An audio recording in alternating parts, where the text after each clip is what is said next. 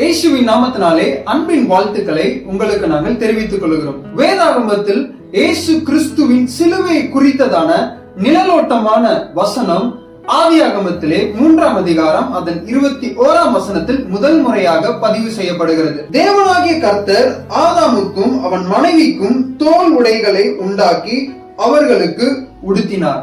ஆம், எனக்கு பிரியமானவர்களே, மனிதன் முதலாவதாய் பாவம் செய்யும் போது வேதம் சொல்லுகிறது, அவன் தேவன் தந்த மகிமையின் வஸ்திரத்தை அவன் இழந்தவனாய் காணப்பட்டான். வேதம் சொல்லுகிறது, அவனுக்கும் பிதாவுக்கும் இடையே இருந்த அந்த ஸ்தானத்தை ஆதாம் இழந்து போனான். வேதாகமம் பதிவு செய்கிறது, ஆதாமுக்கு கர்த்தர் கொடுத்திருந்த அதிகாரத்தை அவன் பாவத்தினாலே இழந்தவனாய் காணப்பட்டான். ஆனாலும் எனக்கு பிரியமானவர்களே, இந்த வசனம் இவ்விதமாய் சொல்லுகிறது, தேவன் தோல் உடைகளை அவனுக்கு தந்து உடுத்துவித்தார். இது எதை குறிக்கிறது? 4000 ஆண்டுகளுக்கு பின்பதாக கல்வாரி சிலுவையிலே கிறிஸ்து அனுபவிக்கிற பாடுகளை இந்த வசனம் குறிக்கிறது.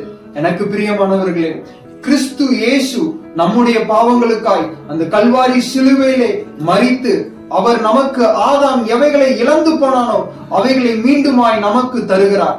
மகிமையின் சரீரத்தை இழந்த ஆதாமுக்கு அவர் தம்முடைய சரீரத்தையே அவர் நமக்காய் தருகிறார். ஆதாம் இழந்த அந்த ஸ்தானத்தை மீண்டுமாய் நம்மை அமர செய்து அலங்கரிக்கிறார். அது மாத்திரமல்ல, ஆதாம் இழந்த அதிகாரத்தை இன்றைக்கு கல்வாரி சிலுவை மீண்டுமாய் நமக்கு தந்து நம்மை அதிகாரத்திற்குள்ளாய் நடத்துகிறது. எனக்கு பிரியமானவர்களே, இன்றைக்கு உங்க பாவத்து நிமித்தம் உங்க வாழ்க்கையில நீங்க எதையாகிலும் இழந்திருப்பீர்களே, ஆனால் இன்றைக்கு நான் உங்களை பார்த்து அறைகூவல் விடுகிறேன். இன்றைக்கு நீங்கள் இந்த கல்வாரி சிலுவை அண்டையில கிட்டி சேரும் போது, நீங்கள் இன்றைக்கு மனஸ்தாபப்பட்டு உங்கள் மனம் வருந்தி இயேசுவின் அண்டையில திரும்பும் போது, வேதம் சொல்லுகிறது போல அவர் மீண்டுமாய் உங்களுடைய கரத்துல உங்களுடைய மேன்மையான வாழ்க்கையை மகிமையான சரீரத்தையும் தந்து உங்களை அவர் ஆசீர்வதிக்கிறார்.